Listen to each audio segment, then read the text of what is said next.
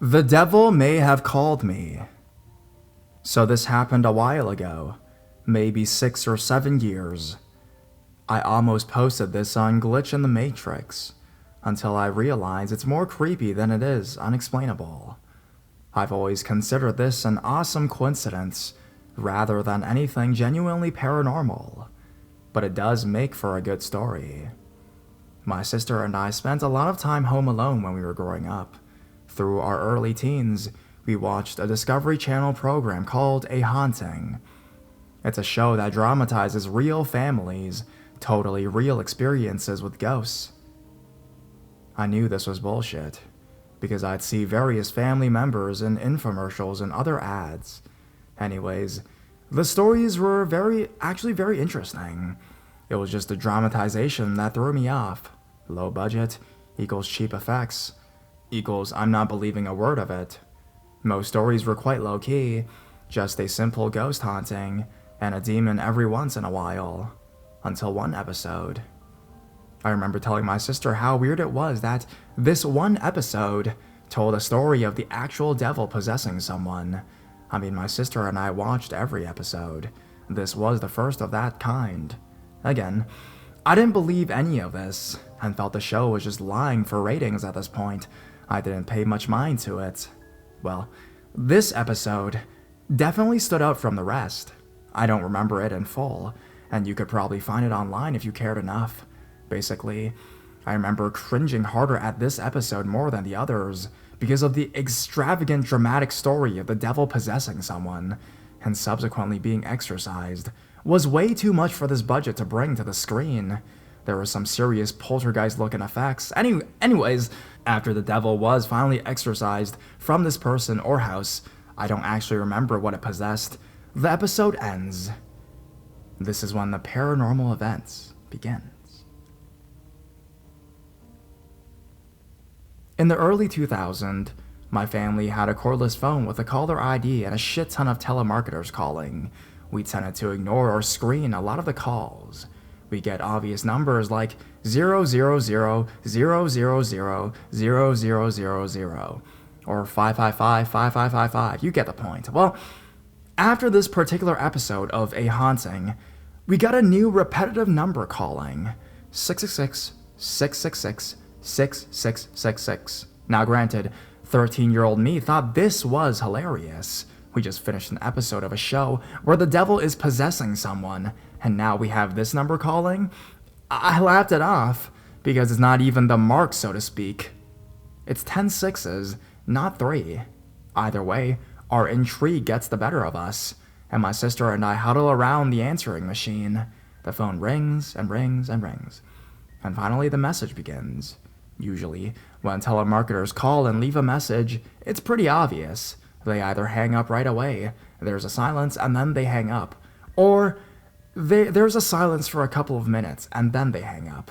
Not a whole lot of variation. Now, I have to remind you, my sister and I have been screening these calls for months. We had gotten used to the numbers that call and what kind of messages that they leave. The only reason I consider this a paranormal experience is because how out of character this message was. So, the 666-666-6666 number that called us the second we finished the only A Haunting episode regarding possession by the devil left a message. The full length aloud, which I would estimate was 3 to 5 minutes, was filled with a noise I could not possibly explain, because I have never heard it before or since. Now, the best I could describe it would be a low growling with intermittent hissing and speaking. It sounded almost superimposed on a layer of static or white noise. The speaking sounded evil, just angry, almost disappointed. Low grumbling, mixed with sounds of hate. I'm getting chills thinking about it, despite writing this off as coincident a while ago. My sister and I were looking at the machine dumbfounded at first, and eventually terrified. We were in a trance the entire time the message was going.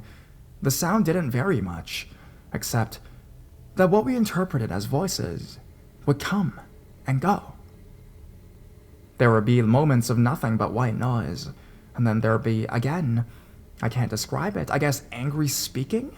but it was so low, and I suppose muffled is the word, that I don't believe it was a person. For some reason, I momentarily deeply believed it was not a human making the noise, though I could hear speech. Not English or any clear words were spoken, just speech. I remember the way I described it to my brother right after was growling, but that is in the fact still the best word I could use. To wind this needlessly long story up, absolutely nothing happened after. The message played till the time was up. My sister and I looked at each other, a little freaked out but more confused. I played it up to my own head until I settled on crazy coincidence. I'd actually love to hear what this community has to say about this. Clearly, these kind of repeated number telemarketers were common, so eventually 666-6666 was bound to appear, right? But within seconds of a show about the devil ends, and leaving a message that unsettling, when we were used to telemarketers leaving something different? I don't know. Anyways, it sounds super uninteresting when I have to sum it up, but I love some feedback. What do you guys think?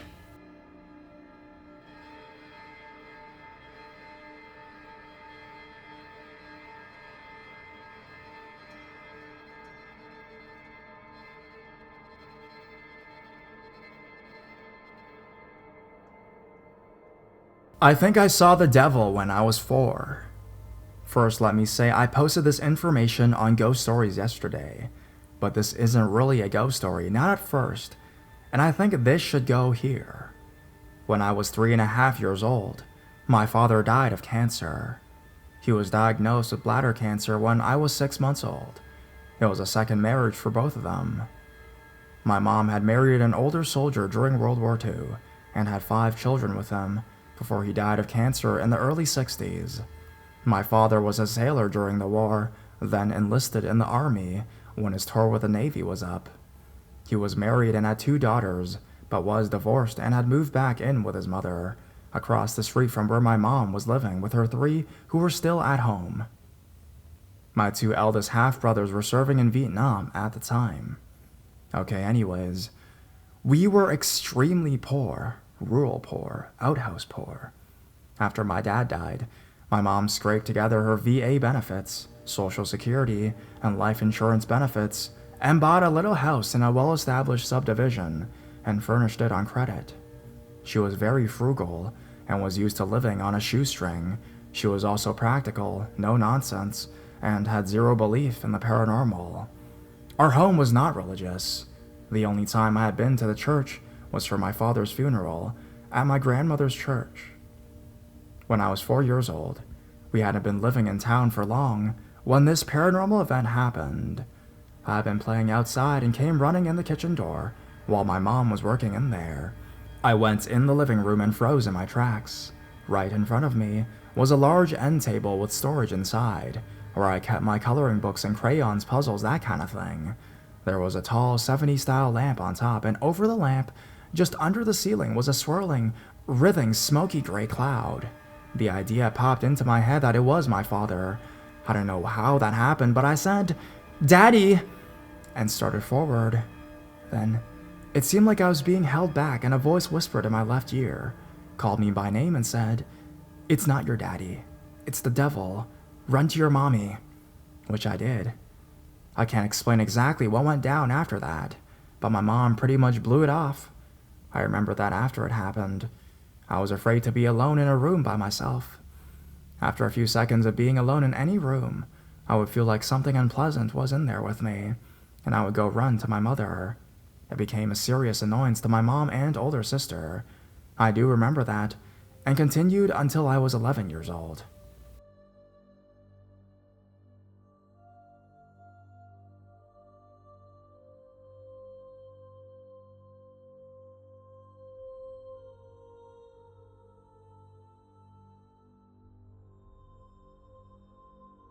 The devil from her dreams.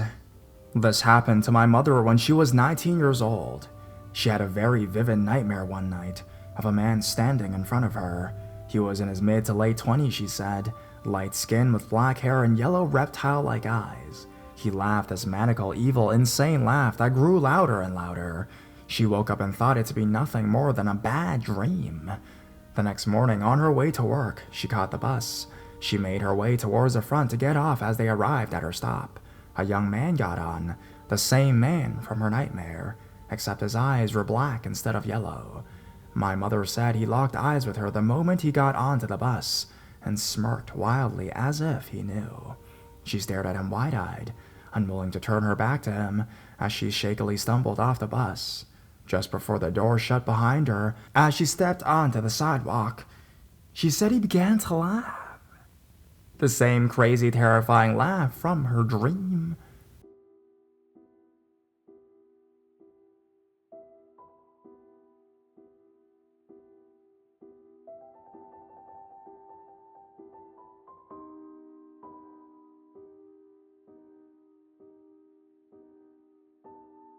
Monkey Devil.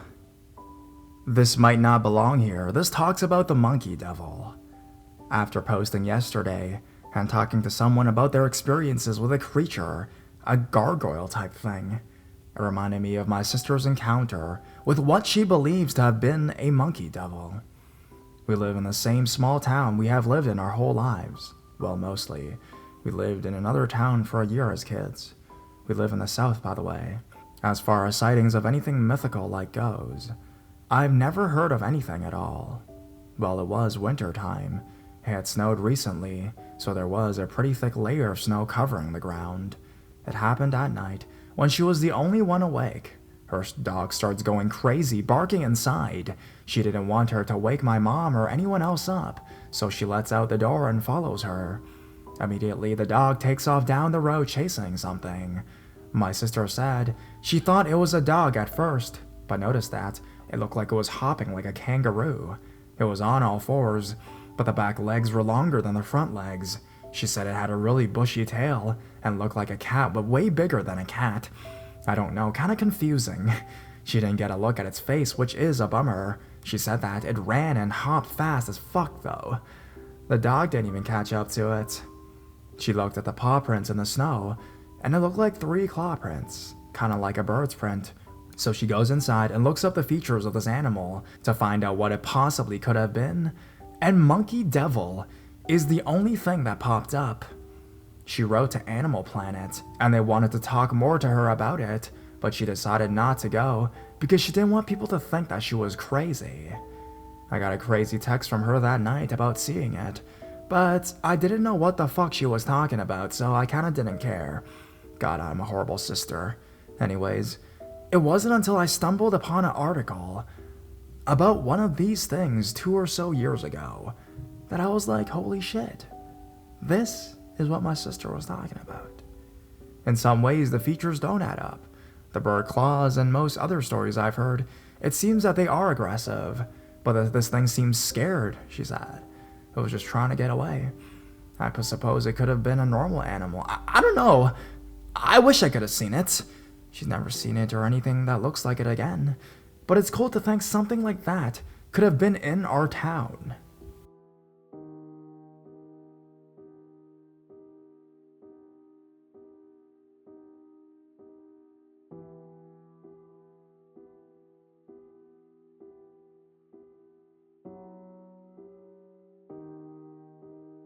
Is my girlfriend the devil? First off, sorry for the wall of text, here goes. Okay, so I am a somewhat religious person. I'm Catholic. I like to believe there is an afterlife. So I have always had a problem, and maybe I bug myself out with the idea sometimes, that my girlfriend is the devil. Any girlfriend I get that I get really close to, I'll make myself think she is the devil. Now, I don't really think this usually, but it's just a little coincidences that start to make me think it. This happened to start off about a month into us dating. I was at home watching Netflix and we were texting. We had done something and she jokingly said, "Haha, we're deaf going to hell." Okay, it's a joke, whatever. The next words on the TV were something with her last name being compared to swimming like a demon. I mean, that's not even a common phrase, but I kinda let it go. Anyways, I went to Google the story from the Netflix show, and the page number of the story was Wikipedia 619. Now, throughout my life, I've always had the trouble of seeing the number 619 everywhere, along with the occasional 916, 169, etc. But it's always there. This was weird. But what was even weirder was that I googled the guy's name from the show, and another guy with the same name showed up who was a known false prophet. Whoa, this was getting weird. I shook it off though and moved on. Some small things happened in between, but fast forward to a day later. I was watching Netflix again, and had just gone over bugging out about something with the devil from the day before. As soon as I did, on the TV, the guy was singing a joke song, and the chorus was, "None of you are going to heaven." I was baffled. Right after I had gone done bugging about the thing from the day before, this happens? What the fuck? Anyways, there were numerous other little occurrences that happened in between, and all of them impacted me, but one that was really weird was about a week later. I was on YouTube, and one of the featured videos had sin in the name. Weird, so I shut it. Went on about 30 minutes later. Featured video has sinful in the name. Okay, what the fuck? Went on again. My girlfriend's name was now a featured video. Gave it one more try, and an abbreviation of her name was in a featured video. For those keeping tracks, that's 4 in a row. I'm not gonna lie, this was hard to get over for a while. Well, there were numerous other occurrences, such as this. I'll leave it at that.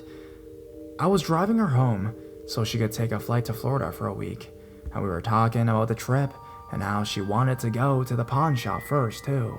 Well, first license plate I see after we talked about this was FLA 666.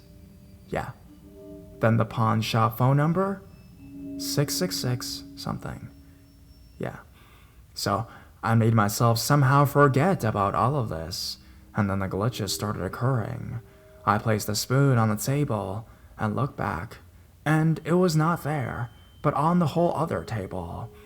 This was the first glitch, and at first, I contributed to be something else. Maybe the fact that I was being in a coma because, like a dreamlike state. And I told myself, as long as the next movie I watch doesn't have the word coma in it, then I'm good. Sure enough, next movie I watch happens to have the line, "Man, you gonna put me in a coma," as one of the first lines. Now, shit got real, and I was bugging hard about it. It took a while to convince myself I wasn't in a coma or dreamlike state. I even heard a cell phone dialing noise from the inside of my girlfriend's house, and nobody was home. But the weird thing is that she heard it too. Neither one of us could have found out where it was coming from. It was just a dialing sound, like an iPhone makes when placing a call. I have heard the same sound from inside my car before as well. It's very weird. Anyways, this is when the hardcore glitches started occurring. It started off with small things, like I would send a text and get a response before the message said it was even delivered. Then bigger things, like I see the time 6:37 on the TV clock, go to the bathroom and make eggs, and come back, and it's still 6:37. Then it changes right when I get inside the room. There are like 100 other ones, but they're all things like that, so you get the picture. I don't know what to do. I even woke up this morning and was laying in bed and heard a computer voice say, "Are you afraid of dying? Look for the signs," or something like that. It came from nowhere, too. I have been to a psychologist, and they can't find anything wrong, and have given me antipsychotics just to test it out, and the stuff still continues to happen every single day. Like, I'll probably have 5 more glitches by the end of this day. I don't know what to do. Even today, I was sitting here, and I haven't had any coincidental happen in a while before today. For the first time in like 3 weeks, something really weird and coincidental happened. And then I was on Facebook, and the status that popped up was, "A coincidence is God's way of remaining anonymous." So, Like, are these signs from God to leave my girlfriend?